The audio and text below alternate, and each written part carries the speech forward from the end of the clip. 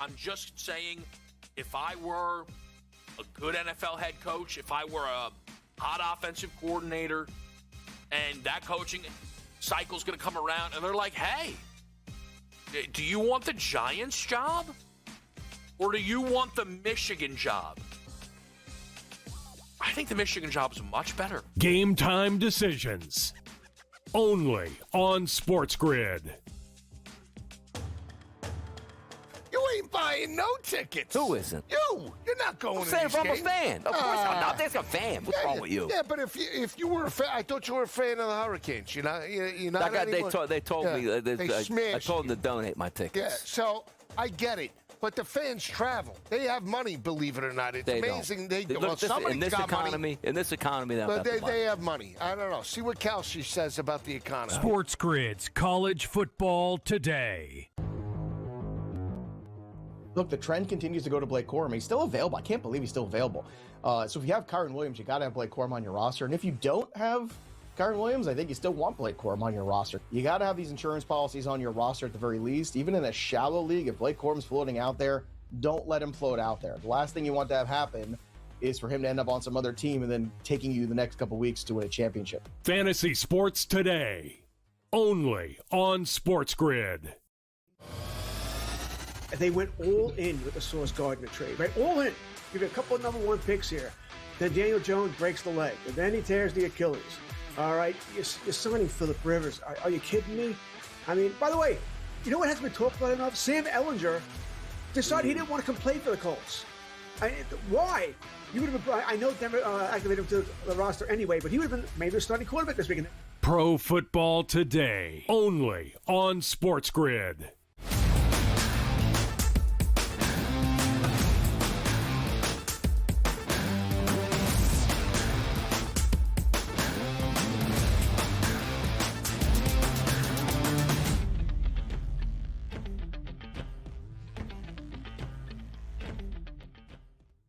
Hour number 2 right here on the Early Line SportsGrid Network. Donnie Rightside and Joe Nero. We do it every Monday, Tuesday, Wednesday, Thursday, and Friday, 7 a.m. to 9 a.m. to get you the hottest topics. So you're in the know when you get to the water cooler. You know exactly how to sound. And also, when you stick around for bye, best bets, certainly staying hot, hopefully doing another 2-0 today on a Tuesday. But a big week, Joe. We got the NBA Cup tonight. That's great. Bowl week is certainly in full process, starting up once again tonight. Thursday night, a massive game in the NFL that could decide the NFC West. And then we roll over to a Friday night college football game. Saturday, a nice slate of games, which includes the playoffs as well, college basketball, and then also a doubleheader in the NFL. And then we flip it over to Sunday. What a week of sports, man. Good stuff before the holidays.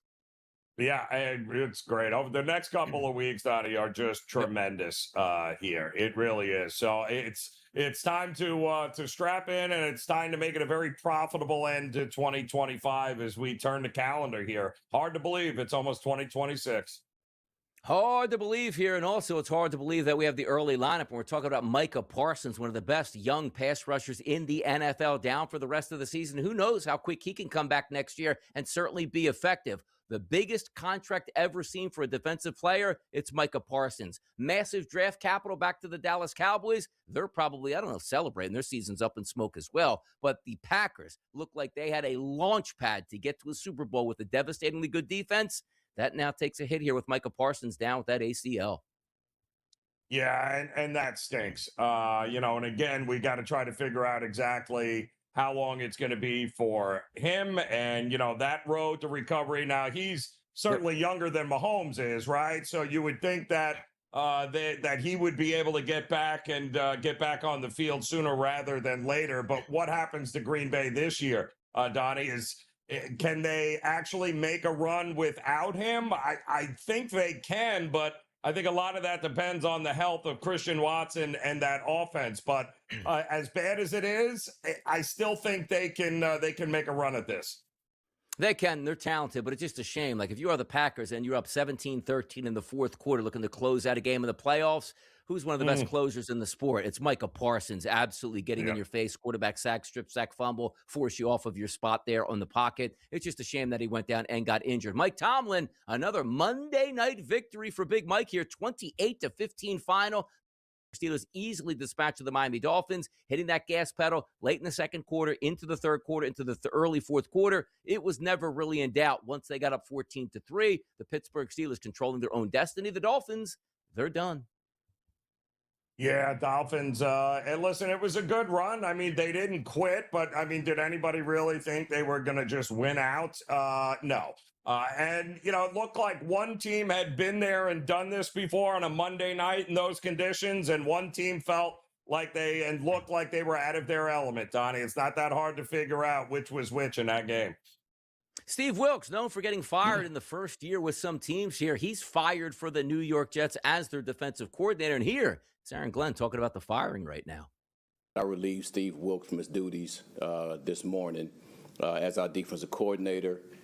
Chris Harris will actually be assuming those duties right now, and I will be helping him as he progresses through the week as our coordinator, and everybody else will stay the same. This decision that I made late last night, and I talked to him this morning, and I felt like it was the best decision for the organization at this time. And I've said this all along, that I'm evaluating players, I'm evaluating coaches, I'm evaluating myself, and I just felt like this was the best decision for right now for the team and for this organization. Oh, he sounds like he's ready to scapegoat Joe. And here's the reason I say this. He is a defensive head coach. He's been a defensive coordinator. You fire Wilks, you stand up in front of that microphone and say, I'm taking the reins on the defense. We're going to see improvement here. I'm going to coach these guys up. But you know what he does? We're going to name Chris Harris. So when this team stinks down the stretch, we'll just fire him because it wasn't my fault. You are a defensive head coach. Would you ever see this, Joe, on the offensive side? Like an offensive head coach who doesn't call the plays but is an offensive guy, goes, hey, I fired the offensive coordinator. I'm not stepping in. I'm going to make the assistant wide receivers coach the play caller now. Stop it. You know this is burning to the ground right now, and there's no accountability. Step up, be the defensive coordinator, and if they get slayed the rest of the way, it's a you problem. How about that? Listen, Donnie, I'm shocked that he didn't just wait until, if you're going to make a change, that's fine, but you got a couple of more games left. What do you care? Yeah. Like at this point, just let it play out. It's not like you gave him you traded away all his best players. Like you decimated the defensive side of the ball, and you're wondering why you're giving up 30 points to the Dolphins, 40 points to the Jets. It's not that hard to figure out. Unless they're trying to figure out whether this kid Harris, this up and coming, is he a protege? Is he somebody Glenn? It makes no sense to me, but it's the Jets, and that makes the most sense. And by the way, if you're just tanking the season, just keep starting Brady Cook and have Steve Wilks as your defensive coordinator. It's working perfectly right now at this point. Why make any changes? Well, we'll find out. I'll tell you one change that's not coming to college football, is going back to school. Arch Manning headed back to Texas, which we thought was always the plan, but the plan didn't actually make sense. And if he played really well and won a Heisman like he was the favorite to do, then maybe he would be moving on. But he's coming back to the Longhorns here. Why? I guess to improve his draft stock. I don't even know where he would go, even if he came out right now. But he's back, and so was probably Sark in Texas. And their expectations, once again, will be sky high next year. And listen, we all knew the idea that he was going to be a one and done here, 1 year. No, he was always coming back. He hinted towards it, and he needs to come back. And I got to tell you, I think, having him locked in at Texas is going to make recruiting a little easier for wide receivers and some of these position players. It's all good for Texas and Arch Manning. Don't rush him. Let him come through on his own time. He's going to be the number one pick next year if everything goes well. Kevin Adams fired as Sabres GM. Like, when was the last time the Sabres were good? Was it like Dominic Hasek, Michael Pekka, Matthew Barnaby? Like, do we have to go back that long? Like, the Sabres, it should be a hockey hotbed where those fans support that team. Money comes through that building. They're able to get superstars, but nothing works. High draft picks, players, leave town nonstop here. What's wrong with the Sabres? It can't just be the GM. It cracks me up, Donnie, because every year the Sabres and the Sabre fans go into the scene and be like, all right, this is it. We've made the right. And then all of a sudden, right around this time of year, it's like, nope, all right, this is awful. The GM has got to go. Like, the GM has got to go? Like, that's the problem right now with this. There's a lot of issues with the Sabres. The GM was the least of them. By the way, Connor Bedard, really good young player here in the NHL. Now, check about this. Upper body injury out till January. This guy, I think, was on one of those Iron Man streaks, too, playing a couple hundred hockey games in a row. Now he's down for a couple months. And he wasn't terribly big. Remember when he came out his first year, he was going to take over the NFL. The problem was he was stuck in Chicago. Well, he's starting to grow into it a little bit here. The Blackhawks aren't the laughing stock of the NHL anymore, and now he gets hurt. So hopefully he'll be back sooner rather than later. See what happens there. Adolis Garcia signs with the Philadelphia Phillies, a 1-year, $10 million deal. Has a lot of Max Kepler vibes from last year. Hey, we need a bat. Maybe we can catch lightning in a bottle to see what happens. Maybe change of scenery. The Phillies needed a bat with a little bit extra pop and a much better defender than Nick Castellanos. They found it in Garcia, which if it does work out well, it's a pretty good signing. If it doesn't, throw it on the Max Kepler pile, man. Well, and listen, I mean, it wasn't a great year for him or Texas last year, but a change of scenery and that kind of price in a 1-year deal, Donnie, to me, there's nothing but upside there for the Phillies. No, nothing but upside, and that's all you can ask for because $10 million, it's a lot of money. That ain't a lot of money in today's Major League Baseball when you're a free agent with at least some background of being decent here. But the Phillies making moves, the hot stove continues. Some of the top players still out in the marketplace where teams are jockeying, and that's because that's the way that Scott Boras wants it. But I'm excited here. Baseball, by the way, it seems like baseball just got over, Joe. We are so in the throes right now of the holiday season and watching the NFL playoffs where you are right around the corner. Like pitchers and catchers, first week of February. Before you know it's going to be January. 1 month after that, it's February, people. We got more hot topics to get to, including bowl season. Coming up next right here on the early line.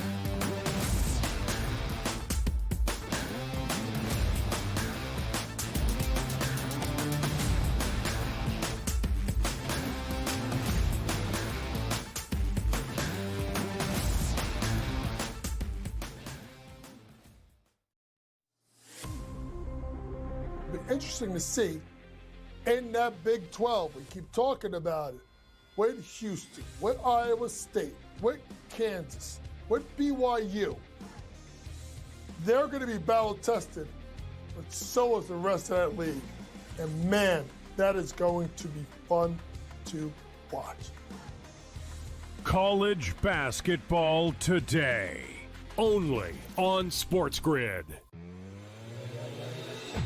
There are a million ways to make money on this. There really is, right? Like I sit back, we've given you a couple of ours that we've given you. I think they're all going to win, essentially. The gold one, the Google Views one. The only one I might not win, Cam, that I gave people was, will the U.S. government announce that aliens exist in 2026? In-game live, only on SportsGrid. This season is about coming together, sharing moments. We're going to go with the over tonight. And celebrating what connects us. It's lighting the candles, gathering like a team, and finding joy in every night. 8 nights of tradition, 8 nights of celebration, 8 chances to shine. Happy Hanukkah from all of us at SportsGrid. Football contest season is back, and so is the Las Vegas Football Contest Show. Season 2, the sharpest football contest show in the land. Focusing on all 3 Circus Sports contests and the Westgate Superbook Super Contest, we handicap the games and release our contest picks every week of the season. Featuring Super Contest champions Brady Cannon, James Salinas, and former NFL player Mike Pritchard, all team will have you prepared this season like none other. Check us out every weekend right here on SportsGrid.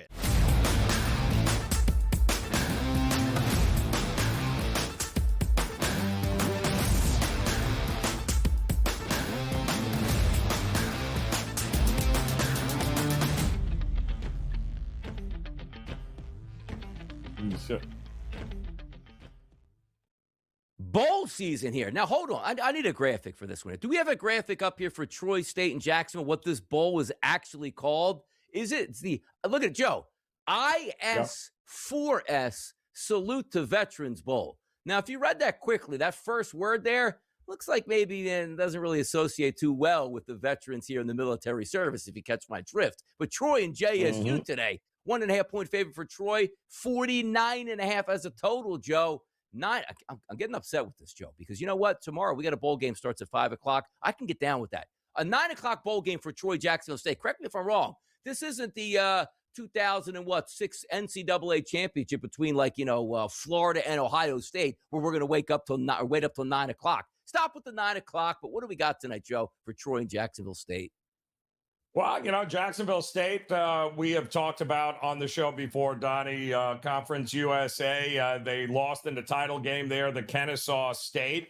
And we saw Troy in the title game for the Sun Belt, right? And they lost, but gave JMU all they could handle because that was actually a pretty good game right up until the last couple of minutes there when things went off the rails. But don't forget, Troy, this is now a second-year head coach there for Troy. We told you there were some question marks about the starting quarterback who got hurt in that game against JMU, but it looks like he is going to go here. And styles make fights here. This is all about both these teams are going to have the same quarterbacks, the same core group of guys that we saw them in the championship games with. And the reason, look at the spread, Donnie. I think it tells you everything you need to know. Yeah. It's a coin flip game. These two teams are very similar. And, Sun Belt versus Conference USA. Both of these teams lost in their conference championships. I think that Jacksonville State, if Troy can't stop the run, Jacksonville State is going to run all over them and eventually win this game. By the way, what does it cost to sponsor a bowl game these days? Like, hey, we're sponsored by IS4S. I'm not even looking that up. I don't even care what that actually means at this point. So how much money do they actually spend? The reason why I bring that up, Joe, is the next game we're going to talk about is Old Dominion versus South Florida. So get down with that, the 5 o'clock game tomorrow. This is the Staff DNA Cure Bowl here. Like, does it cost like $30 to now sponsor games? Like, everything in this country, like, prices are rising. I think bowl prices to sponsor it are absolutely crashed down at their lowest levels ever, where I don't even understand who's sponsoring these bowl games anymore. It's crazy, right? The Staff DNA Cure Bowl? Yes, Staff DNA Cure Bowl. I would have loved to have seen this game during the regular season when both teams and starting quarterbacks for both these teams would have played in these games. But unfortunately, that's not what's going to happen here. I had told you the Old Dominion Monarchs, their quarterback, this kid, Colton Joseph, had a huge year. The kid was so much fun to watch. Over, 2,700 yards throwing, over 1,000 yards rushing. And now he enters the transfer portal, and he won't play in this game against South Florida. And we know Byron Brown, the quarterback for USF, right? Fantastic. 4,100 yards of offense, put up 43 points per game this year. He's not going to play in this game. The head coach is now no longer there. So, this is one of those games, Donnie, where you tread very carefully because this game is being played, and it's all about what to see next year. But ODU, Ricky Rain, the coach, he'll be back next year. Still some question marks about who's going to be leading it next year for South Florida. So advantage to me is Old Dominion. By the way, Staff DNA, I assume, is the company's, but this thing was always called the Cure Bowl? What does that even mean? The Cure Bowl, I believe, was always the name. I don't know what Staff DNA is. That's new to me. That's all new. No, I don't ever remember that. Let's get a new one here, Joe. Louisiana and Delaware sponsor this bowl game. 68 Ventures. Sounds like a dispensary here in New Jersey at this point. But the favorite is Louisiana, -2.5, and Delaware is 61.5. These bowl games are getting better and better with the sponsors as we go, Joe. 68 Ventures Bowl. That sounds fun, Donnie. But at least this is a bowl game in which what you see is what Louisiana, Lafayette, and Delaware, to last check, Donnie, no opt-outs. So for the most part, we've got two mediocre teams at 6-6 taking on each other here, and they are going to be just as mediocre as they were during the regular season. So, but at least you don't have to try to mix and match. You can handicap this based upon the season-long stats, not because it's going to be exactly the same teams, quarterbacks, coaches, everything else. So for the most part, what you see is what you get in this game. Like when you were growing up and you made a bowl game in college football, like, hey, come home to the family. What bowl games are the Independence Bowl? We played in the the Peach Bowl, or just like something along those lines. Like, hey, man, we made a bowl game. Where'd you go this year? 68 Ventures Bowl. Like that doesn't count. No. Peach Bowl, Blue Bonnet Bowl, the Garden State Bowl, which actually played, I believe, in the late 1970s at Giant Stadium. Imagine going there. But now we have the Pinstripe Bowl playing in ice cold conditions as well. The college football playoff will begin this week, Joe, and that's going to start on Friday night, 8 p.m., Alabama and Oklahoma. Alabama on the road is a slight favorite at -1.5 and a super low total of 40.5 points. People can't kick Alabama, but maybe it's, Oklahoma's offense stinks. Alabama could at least maybe be able to move the football here. Yeah, and the line swings are interesting in this game, Donnie, because it's almost as if the odds makers can't figure out who should be favored. Should it be Oklahoma? Should it be Alabama? Should it be Oklahoma? They're having a very hard time figuring this one out here because we've seen both here since this game was announced. But listen, I think you just have to look at this and go, number one, yes, we know OU has one of the best defenses in the country. But are they capable enough of scoring enough points in this game? Can they beat Alabama for a second time in the same season? All things being equal, likely offense is going to be needed in this game, and I think Alabama has an over OU.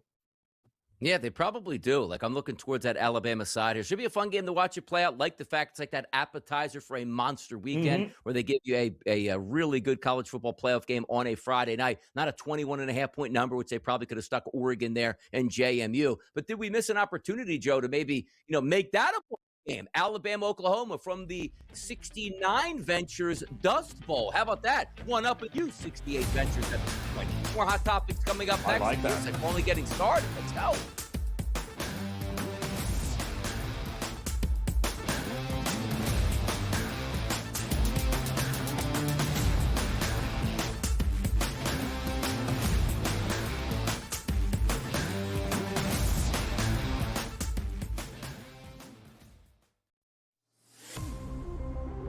Be interesting to see in that Big 12. We keep talking about it.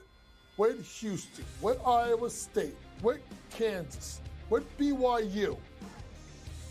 They're going to be battle tested, but so is the rest of that league.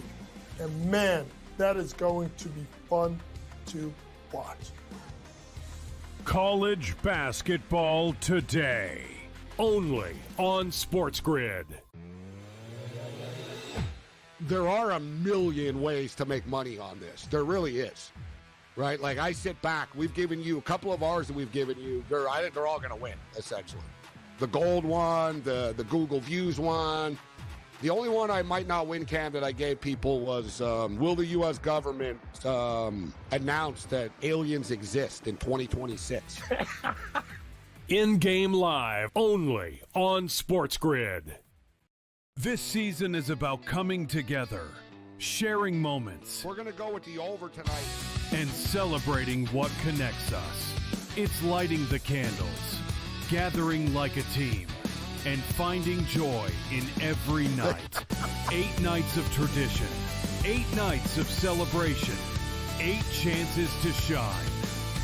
Happy Hanukkah from all of us at SportsGrid.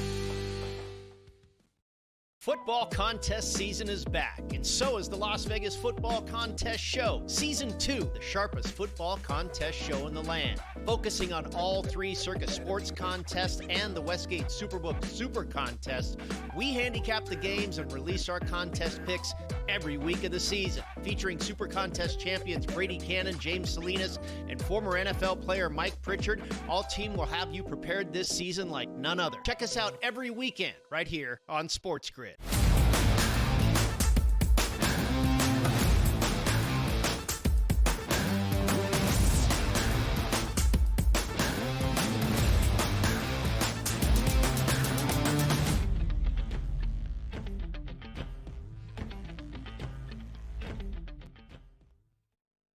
Predictive markets. And as I like to say, I'm scrolling down to find Miami. And if you want to bet Miami right now to make the college football playoff, Joe, or excuse me, the college football playoff, they have a better chance of probably making that, the Dolphins, than the actual NFL. they're still allowing you bet, Joe. Is there a, can you get overturned in professional sports? Like, we are officially eliminated for the Miami Dolphins, but you can bet $100 to win $10,000 if the Dolphins do make the playoffs. How would they make the playoffs? Would it have to be a catastrophic event? One team opts out?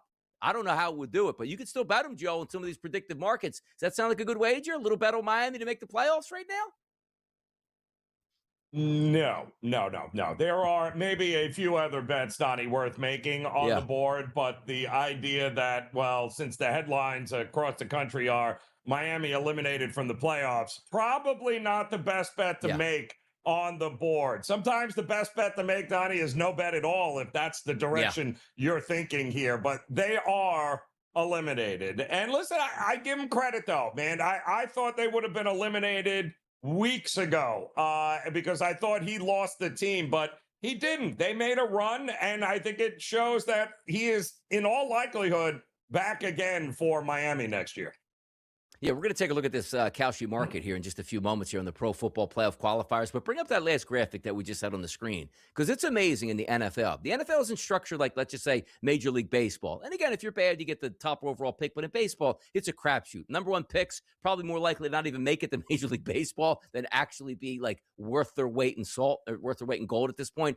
Miami has not won a playoff game since 2000. If you understand what that means, that's 25 years. In an NFL sport that goes, okay, if you stink, we will give you better draft picks than everybody who's better than you in the league. Oh, yeah, and at the same time, we'll give you easier schedules than anybody's ever had. That's why the NFL takes pride in every single year you get all of these teams that you didn't think would make the playoffs make a playoff run because how easy their schedule is. And then you say a team like, let's just say the Philadelphia Eagles, having a decent season. But I looked at that schedule and said, this is the toughest schedule I've ever seen in my life. It's done on purpose. You don't give the best team in the league the easiest schedule because they were good last year. It's the opposite, Joe. 25 years of not a single playoff win. That's unbelievable to even think about.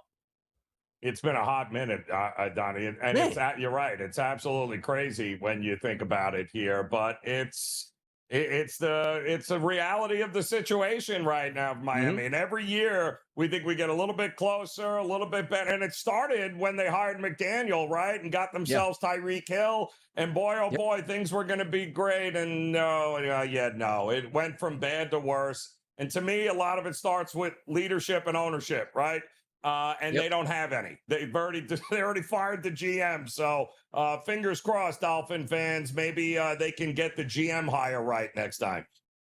Yeah, let me take a look here. I just want to bring up the standings quickly as I get a look, because there's some of these marketplaces that I do think you might be able to make some money and certainly find it intriguing. And the case in point would be in the AFC North, Joe. The Pittsburgh Steelers now sit at 8-6. The Baltimore Ravens at 7-7. I was actually looking at some of the playoff breakdowns here for the Steelers. Did you know the Steelers can actually lose their next two games, but as long as they beat the Baltimore Ravens in the final, they would get the nod over the Ravens, who sit at 7-7. The reason I bring this up on the Kalshi markets right now, Joe, 58% chance here Pittsburgh makes the playoffs. Baltimore at 44%. For some reason, Joe, I just can't give up on the Ravens. Just to make the playoffs, a $100 wager pays back $233. But Pittsburgh, which does have the upper hand, a $100 wager pays back $173. If we're just looking, Joe, at the AFC North between Pittsburgh and Baltimore, which way is it for you? Better price point is on Baltimore, but again, they have a little bit more to actual, damage to do throughout the rest of the season.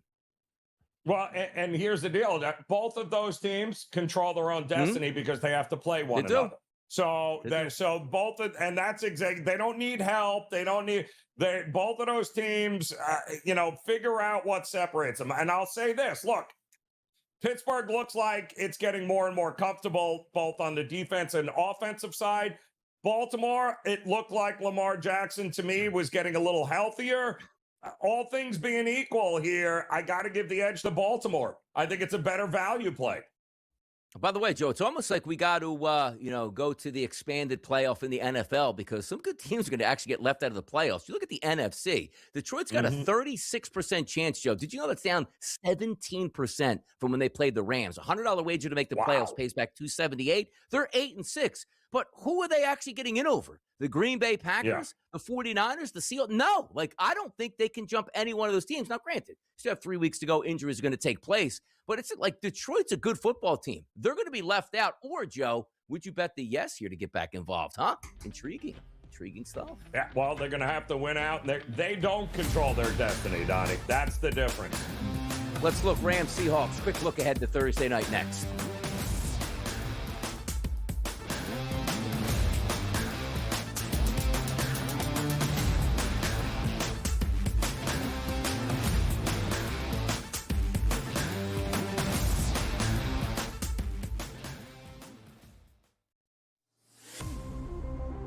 Be interesting to see in that Big 12. We keep talking about it.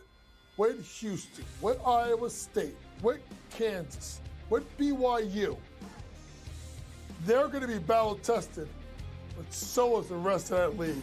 And man, that is going to be fun to watch. College basketball today, only on SportsGrid. There are a million ways to make money on this. There really is. Right? Like, I sit back. We've given you a couple of ours that we've given you. I think they're all going to win, essentially. The gold one, the Google Views one. The only one I might not win, Cam, that I gave people was, will the U.S. government announce that aliens exist in 2026? In-game live, only on SportsGrid.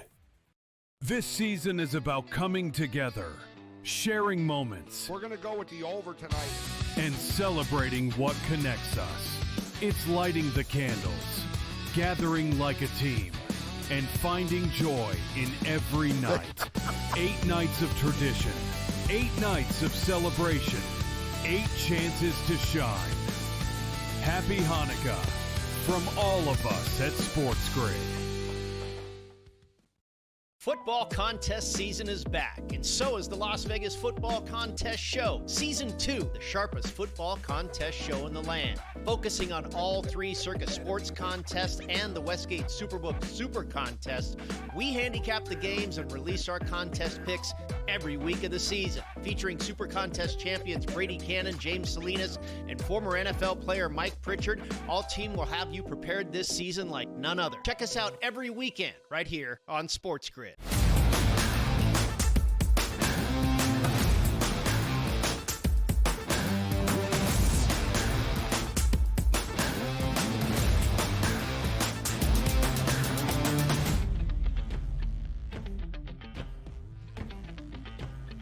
Guys.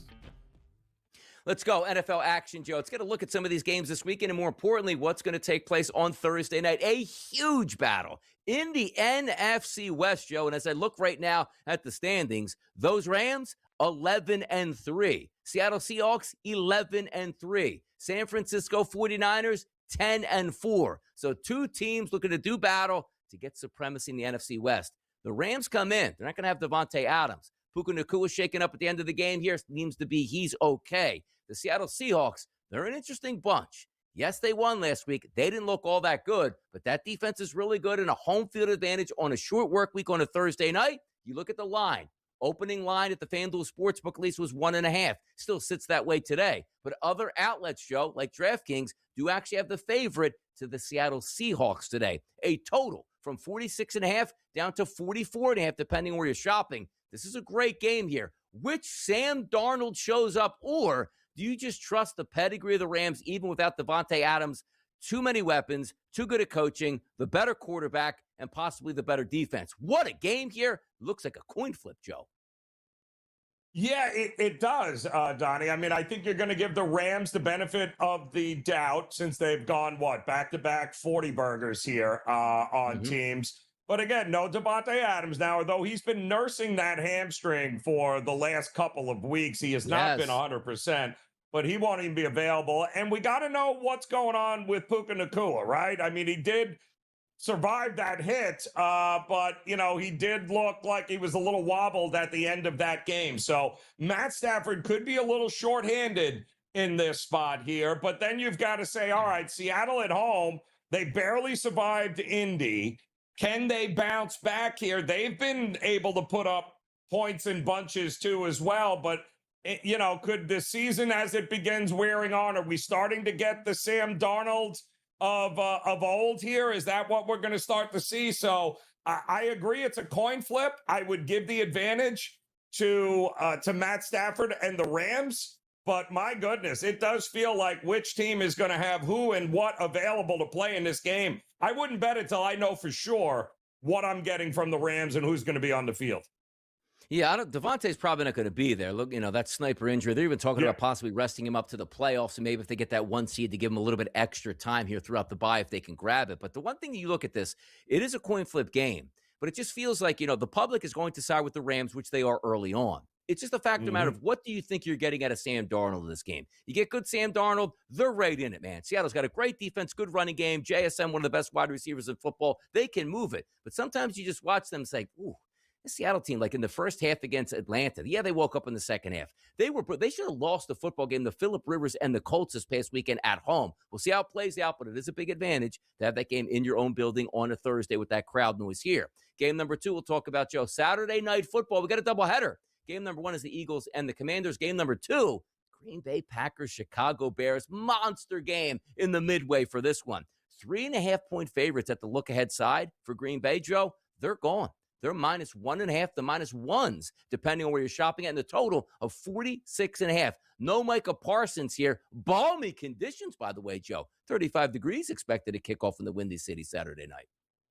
Well, that's impressive, right? My goodness. But you've got to, that line of look ahead of what? -3 ahead of time, now down to -1. That don't confuse it. That has probably very little to do with the Micah Parsons injury, and maybe has a lot more to do with what version of the Packers that we just saw, and the fact that the Bears did exactly what they needed to do. Bounce back, destroyed a team that they are better at. Now they find themselves at home with an opportunity to put this division away.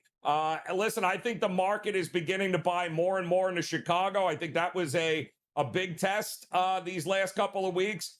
They likely could have won back-to-back weeks if it wasn't for that 4th down head-scratching call there against Green Bay. But I think they have an opportunity to even the score here. And Christian Watson, is he playing? Is he not playing? Because if he's not, I want nothing to do with Green Bay in this spot. Yeah, it's up in the air, but I don't know, maybe give him that extra week off just to be safe, but he's such a big part of that offense, man. He's come back off of the injured list and been one of the more dominant wide receivers in football. Yeah, we know Green Bay is going to be able to run the football with Jacobs, but you need to extend it downfield, and you're right. Chicago Bears are playing really good football at this point, and a great game to watch that play out Saturday night from the Windy City. Sunday afternoon action, Joe, 1 o'clock start.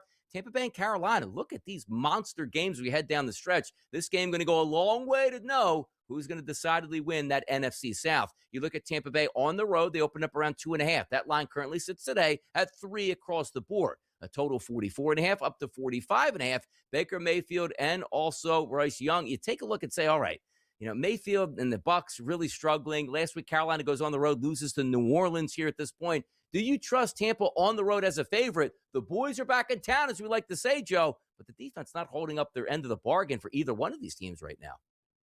No, they're not, but I can promise you this. Todd Bowles will have his defense ready to go for this game. And the fact that game. Oh, my goodness. And the fact that the Saints knocked off the Panthers after a week after knocking off the Bucs, which is pretty funny. But all of a sudden, that breathes a little new life into Tampa, right? Because had Carolina won that game, my goodness, Tampa is up against it. But now here we go. They got a little extra rest here. We already saw them get a little healthier on the offensive side of the ball. They're coming in with a little bruised ego here, and it's got bounce back, I think, written all over it for the Bucs. So it doesn't shock me that this opened 2.5 and we're seeing early money on the Bucs.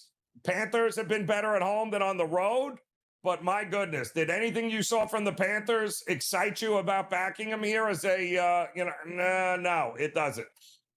Yeah, ground game, not so great. Ted McMillan had a nice catch last week for a touchdown, but outside of that, hey, man, New Orleans got themselves a quarterback, but also you're looking to look at that loss. It's like, yeah, it's hard to win on the NFL on the road, but come on, man. Tyler Shuck, average wideouts, running backs getting injured, can't even name who they are at this point. They lost that game, can't do that. Now, this game, really intriguing to me, Joe. Jacksonville is on fire on offense. The Denver Broncos, they can't be stopped. How about this? A line of -3 for the Broncos. Ticket count, Joe, almost 70%.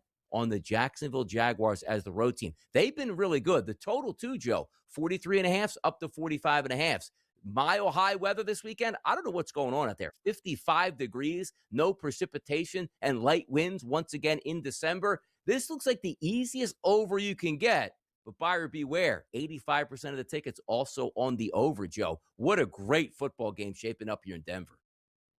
Yeah, look ahead line was what, 2.5 or 3, depending on what you have here. So we haven't seen a ton of action one way or another on the side, but that upgrade to the total, I think, is what stands out most to me, Donnie. So, opening 43 and a half was the look ahead. Now we're up to 45 and a half, and looks like it's still coming in. And how can you blame him with how good Trevor Lawrence has been? And Bo Nix might have just played the single best, most complete game of his career. And he really seems to be figuring things out, especially at home. We know he's much better at home anyway. This is a big AFC battle, one that could be a precursor to something we're going to get in the playoffs anyway. Can't wait to see how this thing unfolds. But I do think points are coming, Donnie. I really do. I think points are coming. Yeah, two really good offenses. And also understand this. I've finally been able to clear the hurdle with Bo Nix and the Denver Broncos. Who are they playing? Who are they beating anywhere? If you watch Bo Nix operate from the pocket, I'm telling you, it's impressive. That is not a guy that's playing in year number 2. He looks like a guy that's playing 10 years and sees everything coming. And the one thing that makes it great is he's not the guy, Joe, like let's just say younger Michael Vick. Hey, you know what? I'm going to break containment. I'm going to get 15 yards. That's what I'm looking to do. He dances in the pocket and buys time to get his guys open. You can't sack the guy. You can't get near him. The offensive line is very good. 2 of the best tackles in the NFL, and a guy that understands manipulation of the pocket. He's been fantastic. I do find it fascinating that once again, Joe, they're the favorite in this game, and they're not getting the respect right now. Similar to what you saw in Green Bay last week at this point right now. Hey, let's keep it moving on right now. We got a surprise guest coming up next. Fine.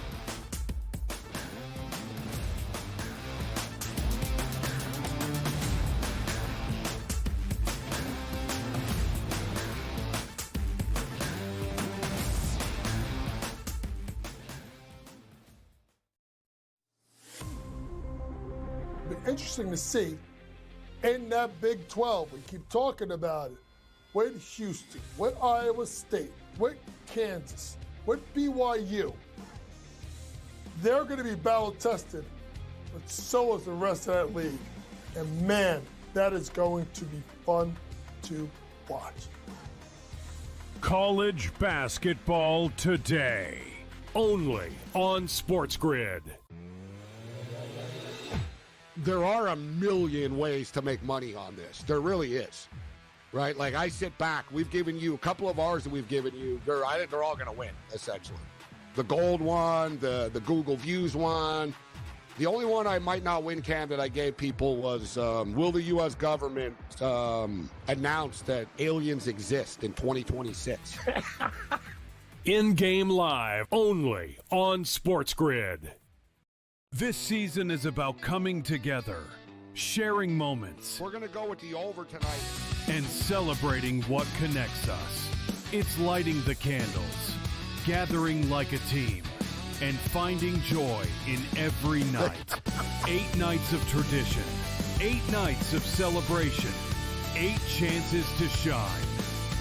Happy Hanukkah from all of us at SportsGrid. Football contest season is back, and so is the Las Vegas Football Contest Show. Season 2, the sharpest football contest show in the land. Focusing on all 3 Circa Sports contests and the Westgate Superbook Super Contest, we handicap the games and release our contest picks every week of the season. Featuring Super Contest champions Brady Cannon, James Salinas, and former NFL player Mike Pritchard, all team will have you prepared this season like none other. Check us out every weekend right here on SportsGrid.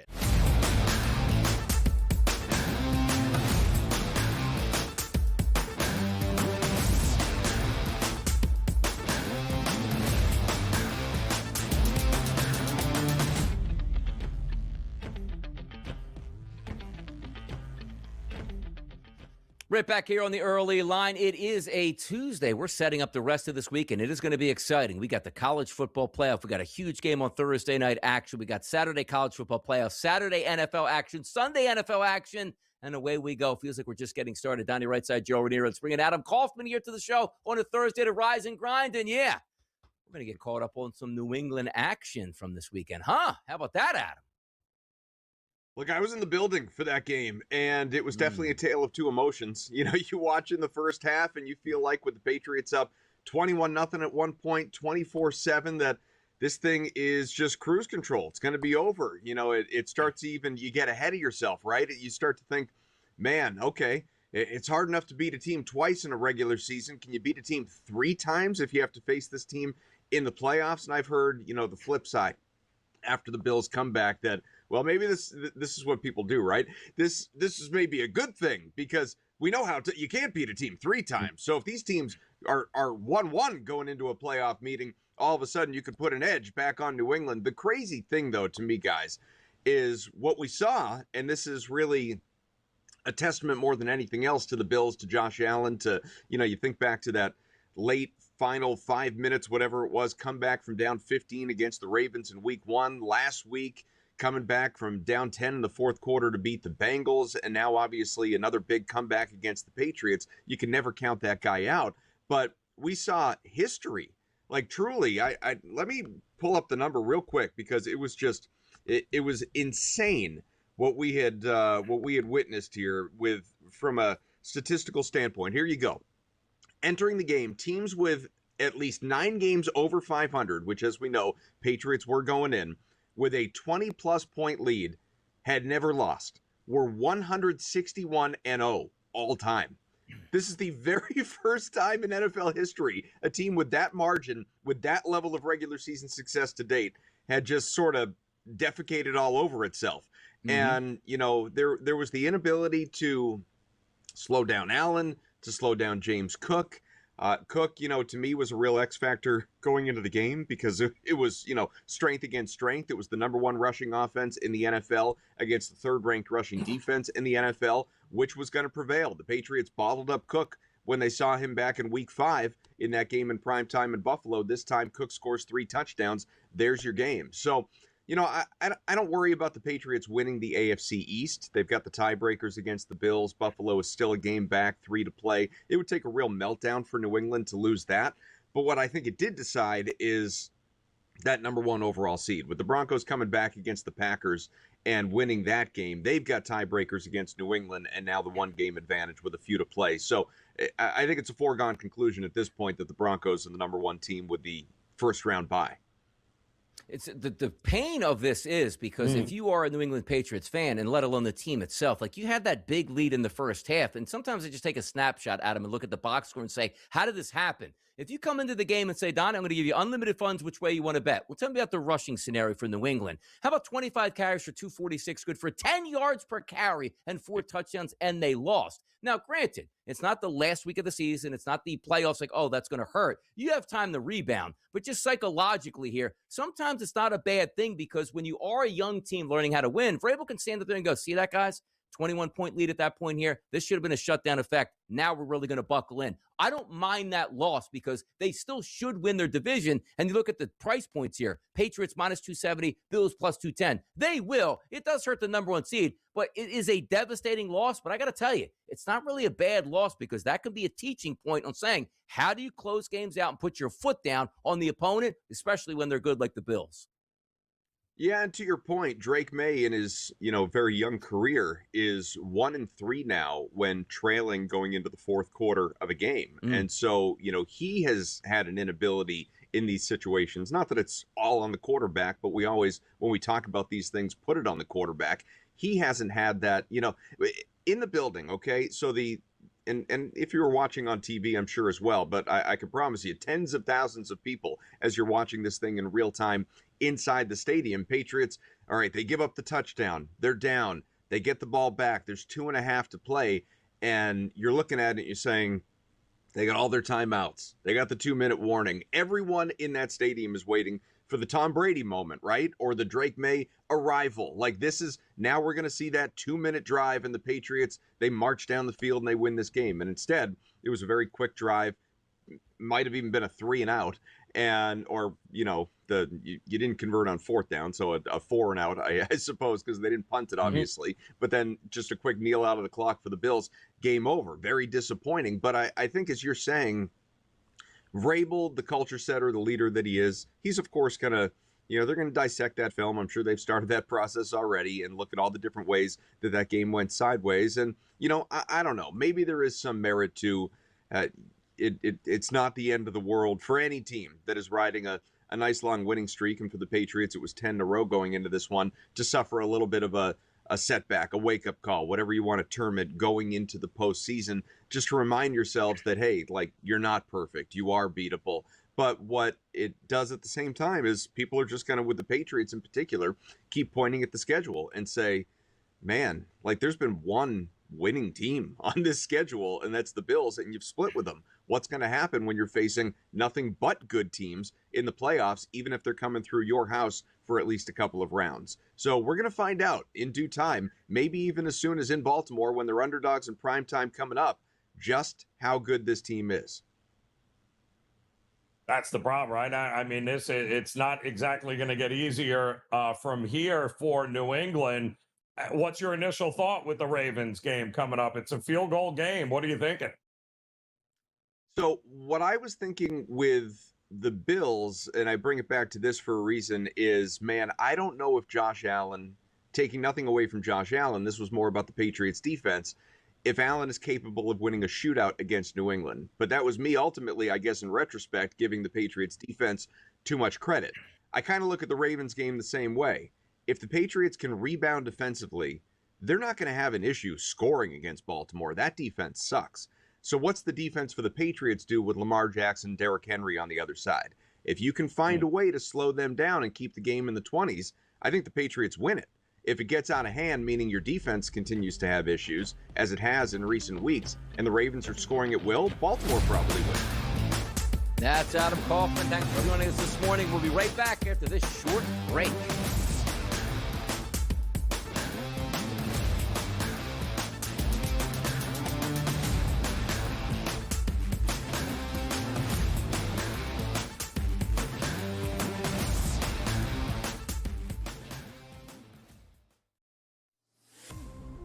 Here's the problem.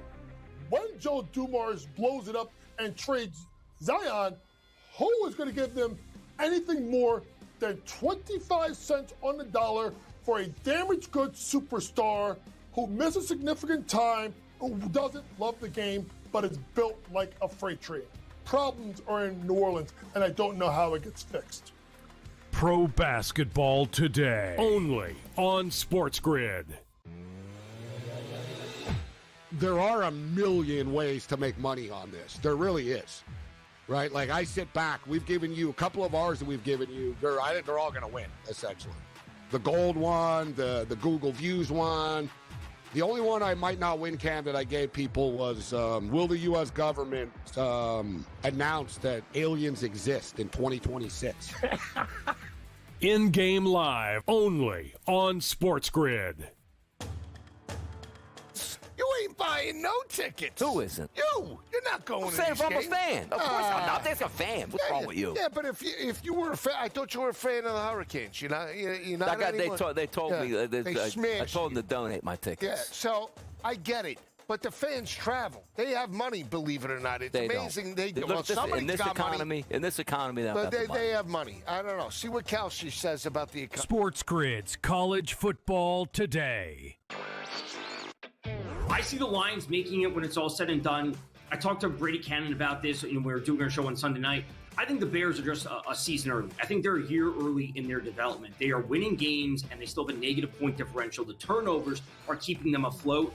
That's just not sustainable when it's all said and done. Ben Johnson has done a fantastic job. Next year will be the year they truly take a lead. Newswire, only on SportsGrid.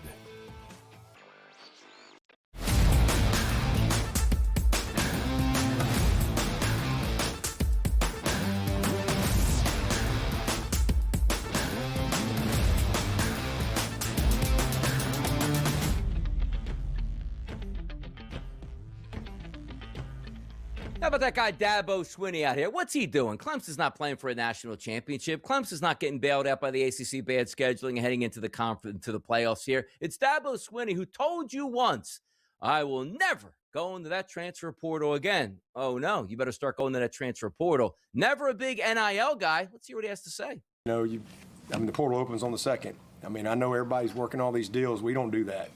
So,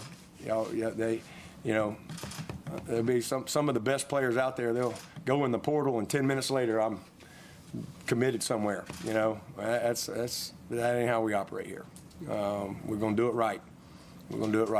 And we're not gonna cut deals with people and all that stuff. I don't care what other people do.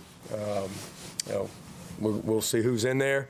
We'll get rolling that weekend. Everybody have a couple days to just kind of recalibrate, reset, refocus on what we got to do. Obviously, the new year, and then we'll be right back in here that weekend, and be a big staff meeting, and we move in the mid-years on the 4th, and then we've got that whole week of trying to, obviously, we got to fill some spots on our roster, and visits and all that. Plus, we'll be out on the road recruiting. So we've got the 27 class.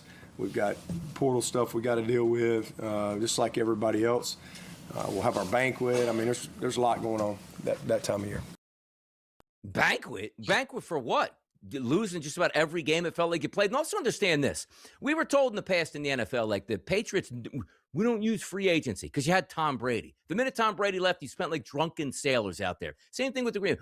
Aaron Rodgers, and we don't use the free agency. Yeah, because you had the best quarterback. But understand this. Clemson didn't like free agency in the transfer portal. They had Deshaun Watson. They had Trevor Lawrence. Times were good. Now they don't and stink. And he's still saying, like, we're going to do it the right way. Hey, coach, there's a quarterback that could come and start for you next year that you could possibly win a national championship. That's not the Clemson way. Joe, it doesn't make any sense what he's talking about. Sounds like a relic right now. Well, that's the problem, Donnie, right? Those who don't evolve die. And that's exactly what we're watching in real time with Clemson. The idea that, we don't do it that way. Well, you know what else you don't do? Now you don't compete for national championships anymore. So congrats. You can do it the right way. But the reality is the idea that somehow you're going to be the program that's going to get a kid in as a freshman and he's going to hang around until he's a junior to play. Those days are long gone, man. Evolve or die. And it looks like Dabo's already made his decision here. Like, it looks like the opposite now. Getting these freshmen in the door means nothing because in a year or two, you can just go pluck somebody else. Hey, we're weak at inside linebacker. I'm going to go pay for the best linebacker in the Big Ten. He's going to come here. We've seen that on multiple fronts already. It's ludicrous that he's like, we're going to do it the right way. I guess the right way is 500 seasons and Peach Bowls as opposed to going to national championships here at this point. Now, as part of the show, Joe, we like to reach out to the people and find out exactly what their thoughts are on our Fade the Public poll.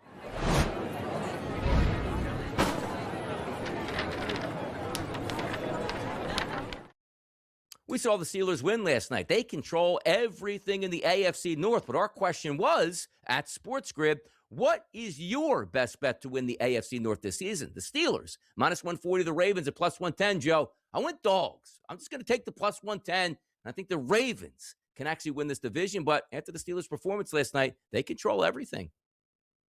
Well, I would like to know what the status of Watt is as well. I think that's worth keeping an eye on because it was okay against the Dolphins because they take away the run game. They were never going to beat you via the pass, but you're going to need Watt at some particular point. But there's nothing. They've got it rolling in the right direction now, but something tells me the Ravens aren't finished and they'll have an opportunity to prove they're the best in the AFC North. So I get the Pittsburgh side, but I'm more inclined to take the value with the Ravens right now. Yep, let's see what happens as it boils down over the final 3 weeks. Let's get to our best bets of the night. Here's Bye, Bye, Bye.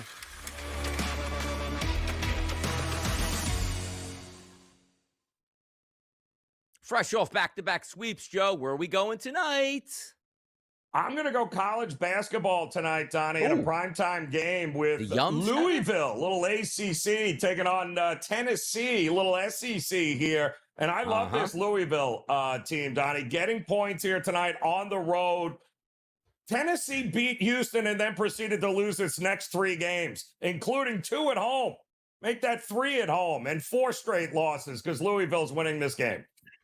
There you go. Louisville for Joe. Tonight for me, I'm going to go to the NBA Cup Final. And how about this? Ooh. The Spurs getting 60% of the tickets, which means the Knicks only about 40%. That line opened up at 2.5, still sits at 2.5. The Knicks, minus 2.5 tonight. Louisville and the Knicks.